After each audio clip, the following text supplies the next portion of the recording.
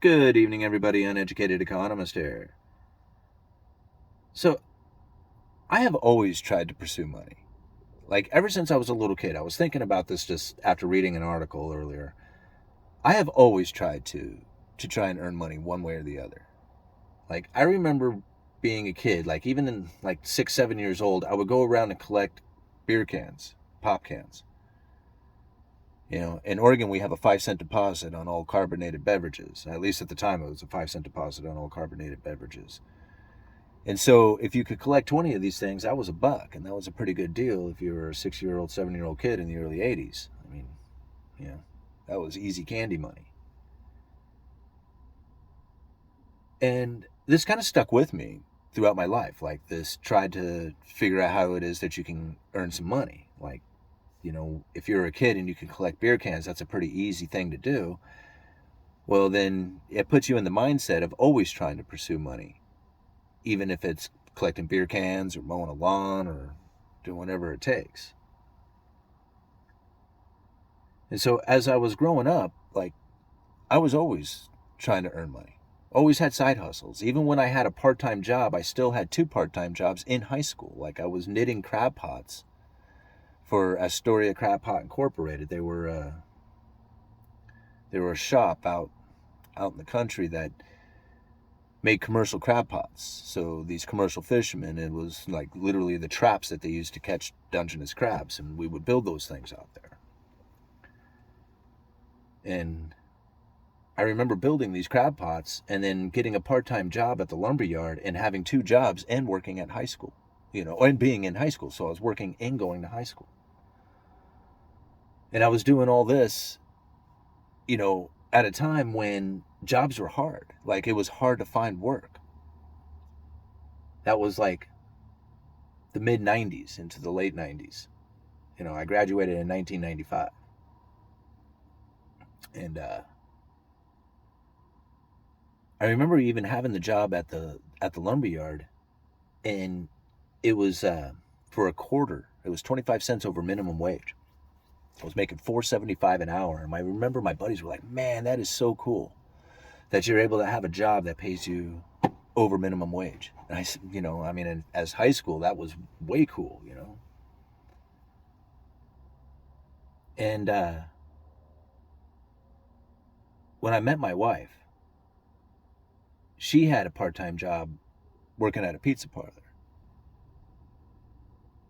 and things were tough for her, and her parents actually moved away, and she was like, "Oh, I'm staying." So she stayed with her sister, and she was on her own going to high school and working a part-time job. And that's when I met her. And so by the time we graduated later, because that was our senior year in high school, by the time we had graduated, I had that job working at the lumber yard. She was working at the pizza parlor. We had rented an apartment with part-time jobs in high school, and she was living in the apartment and going to school, going to high school and working at that pizza parlor. She was on her own at that point. I mean, she was on her own essentially with her sister anyway, but she was really on her own at that point. And the night I graduated high school, I moved in with her. Now I think about like the possibilities of two kids nowadays trying to pull something like that off. Doesn't seem like it's a very likely scenario. Like, I just don't see it happening. It's hard enough to make it with two full-time jobs, and being a responsible person right now. I mean, it's difficult doing that. But I can't imagine being two kids starting off on their own with part-time jobs, being able to rent an apartment and being able to make it. I mean, it could happen. I'm not saying it can't happen. It can happen for sure. But, you know, I'm not saying it was easy back then, but I wasn't the only one doing that, is what I guess I'm getting at. And so I think about like how hard it was to try and get employment back then. Like, it was difficult getting a job. Like, you were in competition for jobs and you really didn't ask for a big wage. Like, you just kind of figured what is the going rate there, or what it is that you could possibly, like, get away with for your bare minimum. try to get a little bit more than that. But for the most part, you were just trying to go and get the job and then try and earn the money after that. So like try and prove yourself. That was like typical. Like, I really, going in high school, it was easy for me. Just going for a minimum wage job was really the only thing I was trying for anyhow. But that's really what like jobs were to me, were hard to get. Like you really had to prove yourself. It was difficult. Like, you had to put out a lot of applications and resumes, and it was something that was like not easy to do. And so I look at today where there's so many jobs. They're just everywhere. Everybody can just have any job they want, it seems like. Everybody's hiring. There's no training necessary, or no experience necessary. Training on the fly kind of job. Getting bonuses for hire on bonuses and stuff like that. I mean, things that I had never ever heard of my entire life. Like, just astonishing to think about. So I'm reading this article about how the Federal Reserve is going to try and try to tamper down inflation, right? They're going to raise the interest rates and slow down the consumer.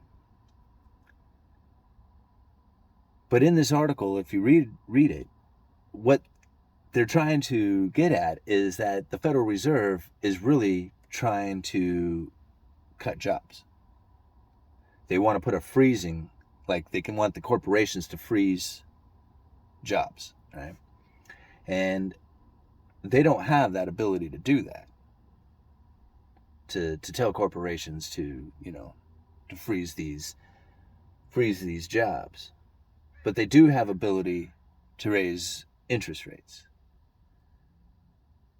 And so now I have to think, are you trying to fix the inflation that was caused by a severe severing of the supply chain by raising interest rates and getting corporations and businesses out there to put a freeze on hiring because the consumer is going to be punished by these higher interest rates? And by doing that, you can cause the employment, the tight labor market to diminish. You're actually going to try and kill the jobs, like job killing monetary policy, in order to bring down the inflation. Because with all these job openings and the ability for labor to demand higher wages, well, that causes the inflation. So the Fed needs to kill the jobs. This is something that I never thought that I would think of coming from, like, the Fed. Like, they are literally going to try and cut the available jobs that are out there. Isn't that interesting? I mean, never have I really ever read an article where I thought, man, that is like some evil intent.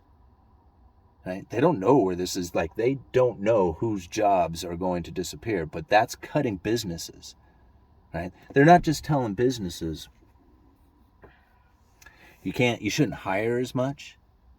What they're telling businesses, what they are telling the economy, and what they are telling the people is that some of you who have these businesses that are trying to hire these people, you're going to lose your business. And some of you people who have these jobs right now, well, you're going to be like the casualties of war, because they don't know where it is that the lack of employment is going to go to. Like, they want to cut the available jobs that are out there. If they cut the available jobs, the demand for labor wouldn't be there, and if that demand for labor wouldn't be there, the labor wouldn't be able to demand higher wages. Think about this. Think about what they're trying to say here. I mean, like I said, I've never really thought of the Fed as having like evil intent. Like, I've heard it before, I've heard people say it, but this is truly like, people are going to lose their businesses, people are going to lose their jobs, Things are going to get very uncomfortable and hard for them, and they're going to say, hey, we're doing this in the name of your benefit to stop inflation. Or to stop inflation, do it in the name of stopping inflation for your benefit. Right? This is what they're getting at. I don't know. I mean, how far are they going to push it? How far are they going to push the closing of businesses? The these like if you're a business that's looking to hire and the Fed is trying to get you to stop, what do you think is going to happen to your business? Put it that way. Think about it like that. The Federal Reserve is about to damage the economy. They are saying it out loud. You're just not hearing it in the same fashion, but that's what they're saying when they said this. Like, a lot of people who listen to the Fed are not working class people. When I hear what that article, like, look at the article down in the description. When I see that as a working class person and knowing what the Federal Reserve is going to do to try and stop the tight labor market, what I know is scary. That scares the hell out of me, because that means that my friends and family, myself, are now in jeopardy of losing our jobs. And not only are we in jeopardy of losing our jobs, the available jobs that will be out there are going to be difficult to get, because that's exactly where the Fed wants to put the people. He said, your wages are up high enough. That's what they're saying. You're earning too much now. You earn too much money.